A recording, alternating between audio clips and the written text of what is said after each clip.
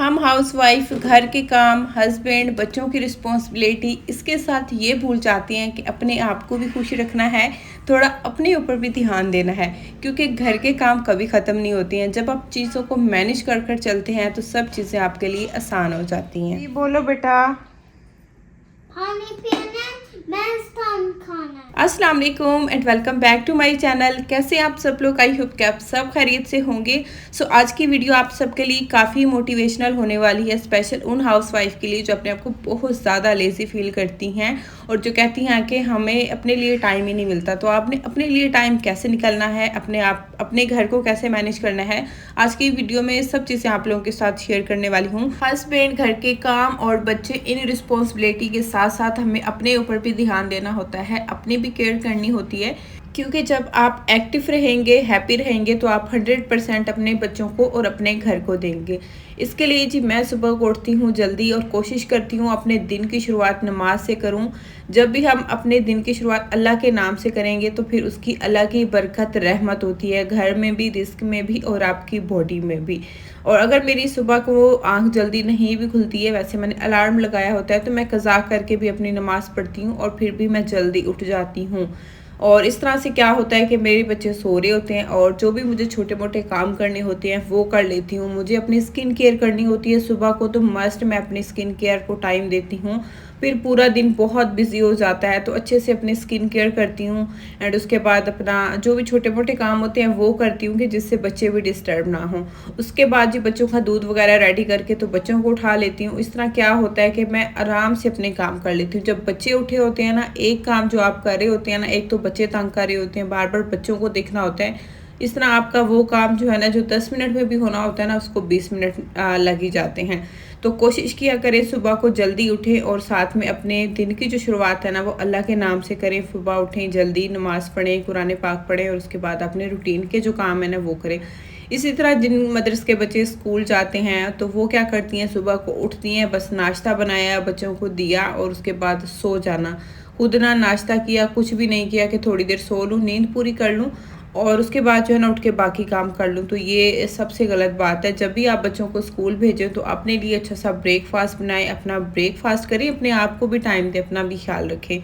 उसके बाद अपने काम वगैरह ख़त्म करें और सोना भी है तो आप दोपहर में रेस्ट कर लें।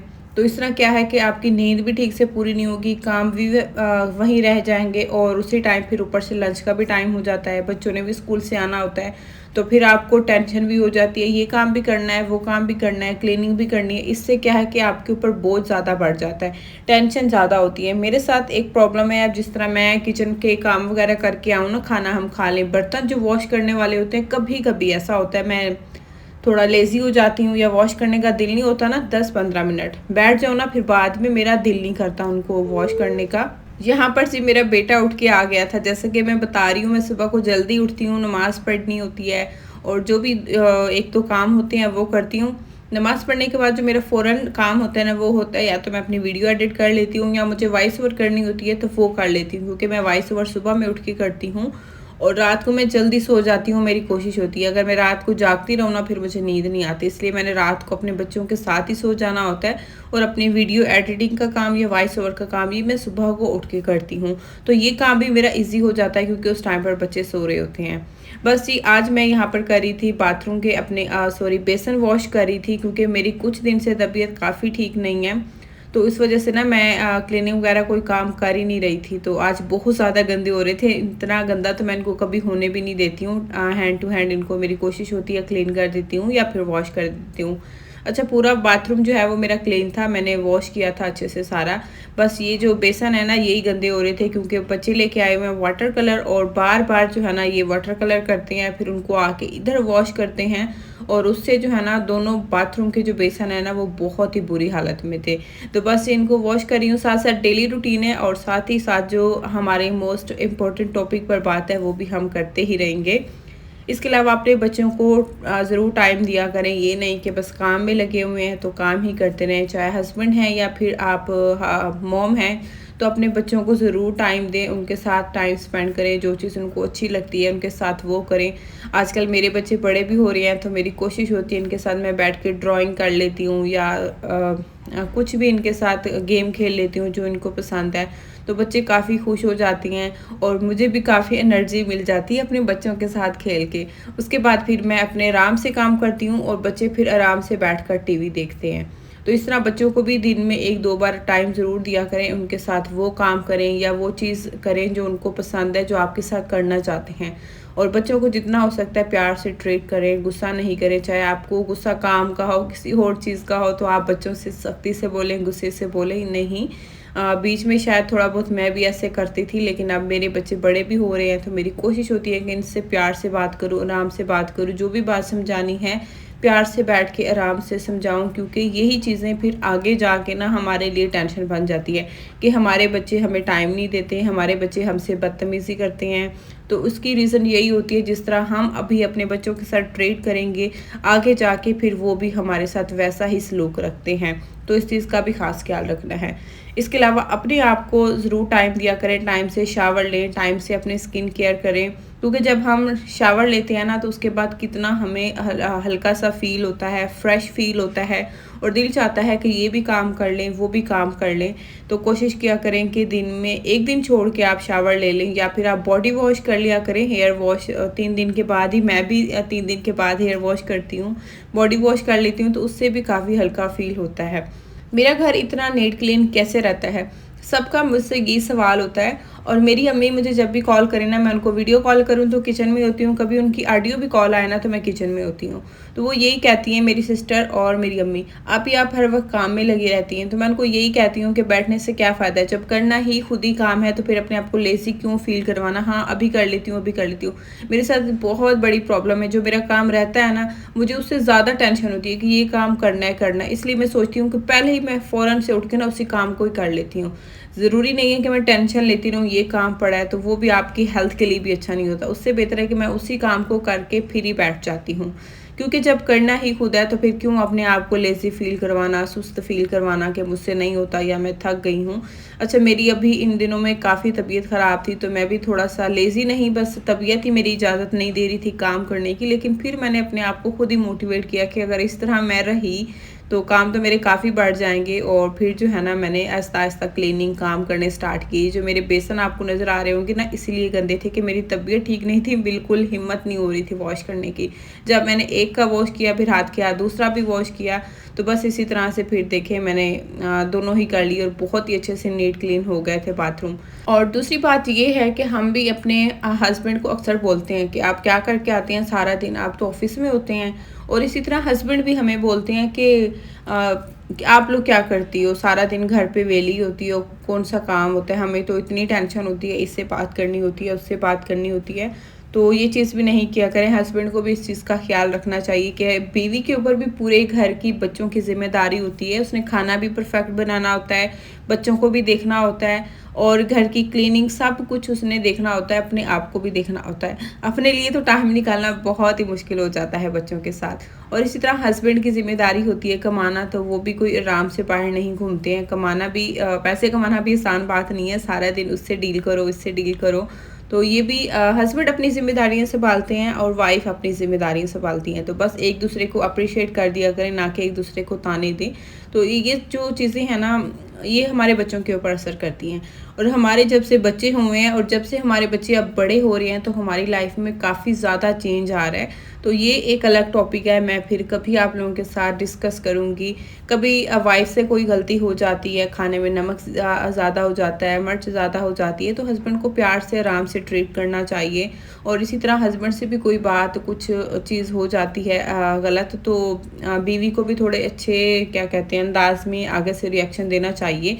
ये नहीं कि गाली गलोच, लड़ाई झगड़ा। शुक्र है कि हमारे बीच कभी लड़ाई इख्तिलाफ़ात हो भी जाते हैं तो हम गालियाँ नहीं देते हैं, कभी अपनी लड़ाई को अपने तक रखते हैं। काफ़ी औरतों की क्या आदत होती है, जैसे लड़ाई हुई तो फ़ौरन से ख़ानदान को बीच में ले आती हैं, अपनी नंदों को, अपनी सास को। जैसे कि शौहर होते हैं, वो भी तुम्हारी बहन, तुम्हारी माँ, तुम्हारा फलाना। शुक्र है कि हमारी जितनी भी लड़ाई हो जाए, कभी भी मैं अपने ससुराल तक नहीं जाती हूँ, ना मेरे हस्बैंड मेरे मैके तक जाते हैं। हमारी लड़ाई सिर्फ हमारे हस्बैंड वाइफ तक होती है। वो कर लेते हैं तो मैं चुप हो जाती हूँ, मैं कर लेती हूँ तो वो चुप हो जाते हैं। तो बस इसी तरह से चलना होता है। जब रहना ही एक साथ है तो फिर क्या फ़ायदा एक दूसरे को इतनी ज़्यादा गालियाँ देने का, लड़ाई करने का, और फिर बाद में आपको खुद ही गिल्ट फील होता है, क्योंकि बाद में हमें बहुत पछतावा होता है। कुछ बातें ऐसी होती है जो हम बोलना ही नहीं चाहते हैं और बाद में हमें उसका दुख होता है। तो इससे बेहतर है कि बाद में पछताने से आप पहले ही सोच समझ के बोलें। और जब भी आप घर के कामों में लगे होते हैं तो ये नहीं कि बस काम काम और काम में लगे रहें, ये काम ख़त्म करके ही मैंने बैठना है, नहीं। जब भी आप काम कर रहे होते हैं, ज़्यादा थक जाएं तो उस टाइम पे थोड़ा सा ब्रेक ले लें, कुछ खा लें या कोई फ्रूट खा लें या फिर पानी का एक गिलास पी लें। जब भी आप काम कर रहे होते हैं थोड़ा सा ब्रेक लेके पानी ज़रूर पी लिया करें, क्योंकि 1 घंटे के बाद हमें पानी ज़रूर पीना चाहिए। और थोड़ा बच्चों को टाइम दे दिया करें, उससे आप फ्रेश भी हो जाते हैं और उसके बाद जो है ना फिर आप अपने काम कर लें। और जब भी घर के काम वगैरह करें या स्पेशल जब क्लीनिंग के काम करें तो एक ही दिन में एक ही चीज़ की क्लीनिंग रख लिया करें कि आज मुझे ड्राइंग रूम क्लीन करना है, आज बाथरूम क्लीन करना है। तो इससे क्या है कि आप थकते भी नहीं हैं और जो आप काम कर रहे होते हैं वो भी आपका अच्छे से हो जाता है और ज़्यादा आपको जो थकन है वो भी नहीं होती और टेंशन भी नहीं होती है। तो मैं एक ही दिन रखती हूँ क्लीनिंग का, क्योंकि मैं आराम से एक ही चीज़ को अच्छे से क्लीन भी कर लेती हूँ और मुझे ज़्यादा थकावट भी नहीं होती और टेंशन भी नहीं होती है, क्योंकि मैंने बच्चों को भी साथ साथ देखना होता है और इसी तरह से मैं और काम भी आराम से कर लेती हूँ। एनीवेज जी, अभी हम फिर आए थे डॉक्टर के पास। जैसा कि मैंने बताया है कि मेरी तबीयत कुछ दिनों से ठीक नहीं है, बल्कि काफ़ी मेरी तबीयत ख़राब हो रही है। और यहाँ पर जी मैं अपना ब्लड प्रेशर चेक करवा रही थी। कभी ब्लड प्रेशर मेरा लो हो जाता है और इसके अलावा मेरी तबीयत भी ठीक नहीं है। तो बस जी आप लोगों ने दुआ करनी है कि मेरे जो टेस्ट हैं वो भी ठीक से आ जाए, कोई ऐसी टेंशन वाली बात ना हो और मेरी जो तबीयत है ना वो भी ठीक हो जाए, क्योंकि मुझे ना बहुत ज़्यादा टेंशन है। जब आप परदेश में हो और अकेले हो ना, अपने आप से ज़्यादा अपने बच्चों की मुझे टेंशन है कि क्या हो गया मुझे। तो बस आप लोगों ने दुआ करनी है कि मैं जल्दी से ठीक हो जाऊँ।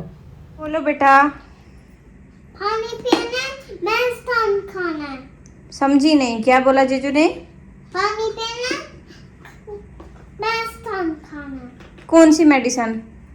दूसरा मेडिसिन खाओ। मेडिसिन खाऊं? पानी पियो पहले। पानी पीऊं फिर मेडिसिन खाऊं? आपने मेडिसिन लेके दी है मामा को? हाँ। डॉक्टर से बात भी की थी जीजू ने? हाँ। डॉक्टर ने क्या दिया था? पहले मैंने बेबी पकड़ो खेला पहले। ओके, अपना लंच बॉक्स दिखाओ। आज शाहजहान ने लंच बॉक्स लिया है ना। माशाल्लाह जी, ये थी मेरे प्यारे शाहजहान की बातें, प्यारी प्यारी, जो कि मुझे घर आते ही हमने अभी चेंज किया था। तो मुझे कह रहा था मम्मा आप पहले मेडिसिन खाओ, आप पानी पियो, फिर आप ठीक हो जाएंगी। क्योंकि आजकल बच्चों को भी फील हो रहा है कि मैं ठीक नहीं हूँ, मैं एक्टिव नहीं रहती हूँ ना। तो कभी सोफे पे लेट गई, कभी अंदर जाके लेट गई, फिर इनको भी टेंशन होती है कि मम्मा आपको क्या हो गया। कल तो मैं सोफे पे लेटी थोड़ा रेस्ट करने के लिए, शाहजहान मेरे लिए वाटरमेलन लेके आया कि मम्मा आप वाटरमेलन खाएं, ठीक हो जाएंगी। और मुझे इतना अच्छा फील हुआ, मैं उसी टाइम उठकर बैठ गई कि बच्चे परेशान होते हैं कि मैं क्यों लेटी हूँ। घर आके जी पहले मैंने बच्चों को खिलाया था खाना और उसके बाद फिर अपने लिए अनार निकाल लिया था, क्योंकि खाना खाने का दिल नहीं था। बस ये है कि आजकल मैं फ्रूट खा लेती हूँ, खाना खाने का बिल्कुल दिल नहीं करता। सो ये थी मेरी आज की वीडियो। होपफुली कि आज की वीडियो आप लोगों को पसंद आई होगी। वीडियो पसंद आई है तो प्लीज़ वीडियो को लाइक करना है, चैनल को भी सब्सक्राइब करना है। मिलते हैं नेक्स्ट वीडियो में। अल्लाह हाफिज़।